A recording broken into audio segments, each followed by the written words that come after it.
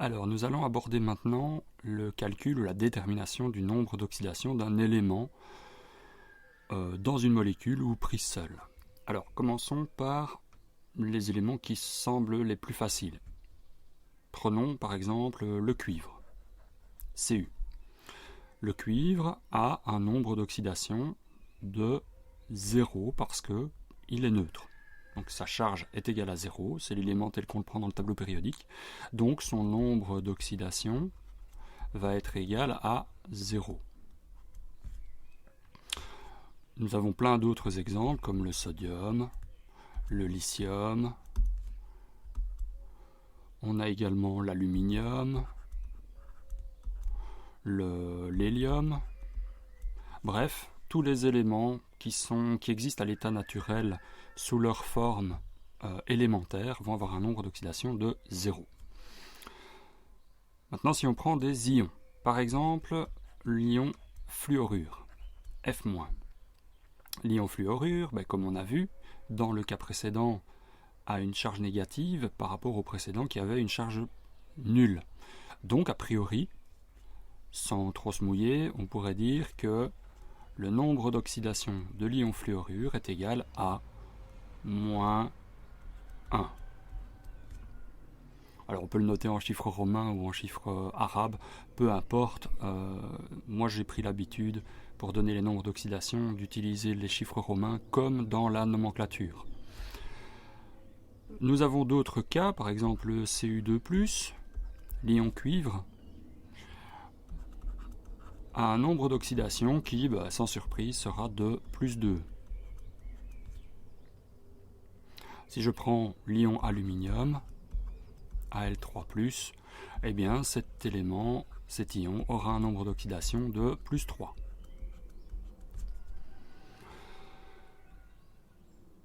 Alors, il est intéressant de noter que certains éléments vont avoir des charges, pour ainsi dire, des nombres d'oxydation, pour ainsi dire, tout le temps les mêmes. L'hydrogène, par exemple, se retrouve la plupart du temps sous forme H+. Son nombre d'oxydation est égal à +1. Puisqu'il est +1, son nombre d'oxydation c'est +1. Ceci, c'est un élément à prendre en compte parce que en fait, l'hydrogène sera souvent utilisé pour déterminer le nombre d'oxydation des autres éléments qui l'accompagnent. Donc, connaissant le nombre d'oxydation de l'hydrogène dans une espèce, on va pouvoir déterminer le nombre d'oxydation des autres. Donc, bien retenir l'hydrogène, H+, +1, c'est le nombre d'oxydation standard de l'hydrogène.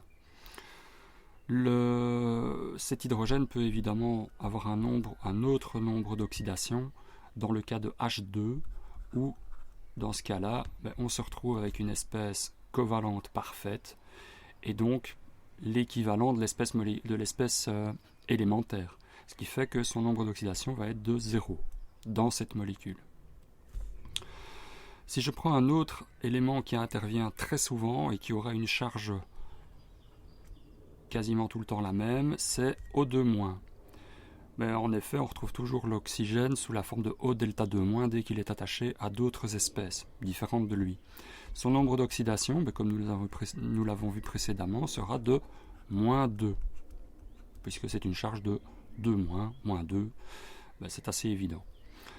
Il est évident que O2, l'espèce moléculaire associée à l'oxygène, aura un nombre d'oxydation de, attention, 0. Comme l'hydrogène. Cet oxygène peut se retrouver avec un troisième nombre d'oxydation différent uniquement dans une seule espèce que nous utiliserons. Alors, cette espèce, c'est l'eau oxygénée ou le peroxyde d'hydrogène, H2O2. Dans ce cas-ci, le nombre d'oxydation de l'oxygène est de -1. Pourquoi ? Eh bien, petite explication, l'hydrogène s'attache à l'oxygène, qui lui-même est attaché à l'oxygène, qui est attaché à l'hydrogène. Si je regarde les charges partielles ou les types de liaisons, ici c'est une covalente parfaite, donc il n'y a pas de delta. Le seul delta qui existe, ou la seule polarité qui existe, réside entre H et O. et donc O est delta moins 1, ici aussi, et donc c'est de là que vient le moins 1 pour le nombre d'oxydation, de la charge partielle de l'oxygène dans cette molécule. Alors, si tout ceci est bien compris, on sait que la plupart du temps, il existe beaucoup d'espèces qui sont des espèces moléculaires.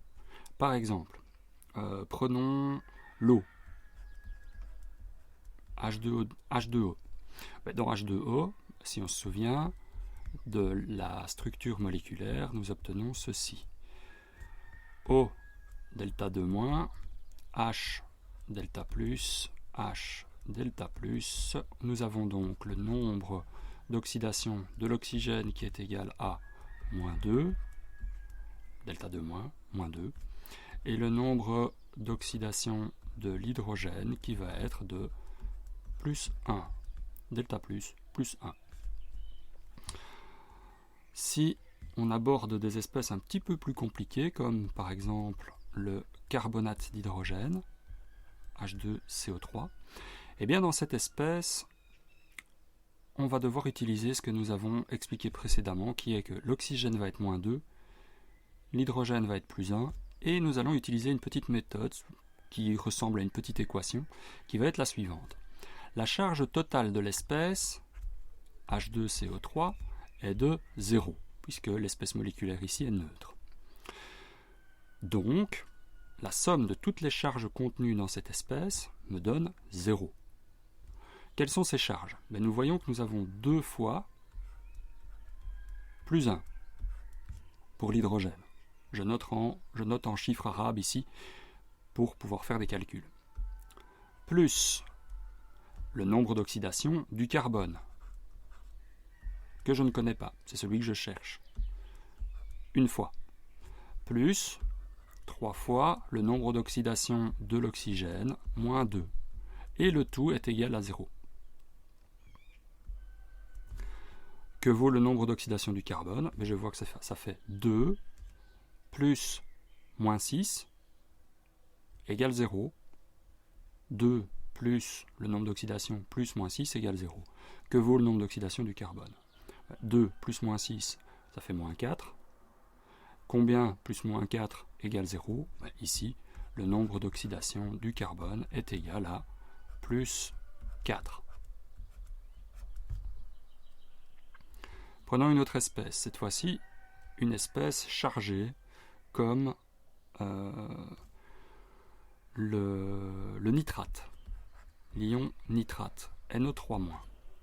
De nouveau, nous allons partir de l'oxygène qui est moins 2, mais cette fois-ci, l'espèce moléculaire qui est là est négative. Donc nous allons utiliser l'expression ci-dessus, mais en transposant, c'est-à-dire que le nombre d'oxydation de l'azote plus 3 fois moins 2 pour l'oxygène est égal à moins 1. Qu'est-ce qui, additionné à moins 6, va donner moins 1? Bien, nous avons plus 5. Le nombre d'oxydation de l'azote dans cette espèce est égal à plus 5. Prenons une autre espèce, cette fois-ci qui a un sel, le Na2 SO4, le sulfate de sodium. Alors, nous pouvons appliquer le même principe, sachant que le sodium est dans la première colonne. Dans cette espèce qui est là, le sodium c'est Na+, nous connaissons son nombre d'oxydation, plus 1. Donc nous pouvons écrire 2 fois plus 1, plus le nombre d'oxydation du soufre, plus 4 fois moins 2, le tout est égal à 0, puisque l'espèce ici est une espèce moléculaire. On obtient donc 2 plus le nombre d'oxydation du soufre moins 8 égale 0. Le nombre d'oxydation du soufre est donc de plus 6. On aurait pu obtenir le même résultat en partant de l'ion sulfate, SO4 2-.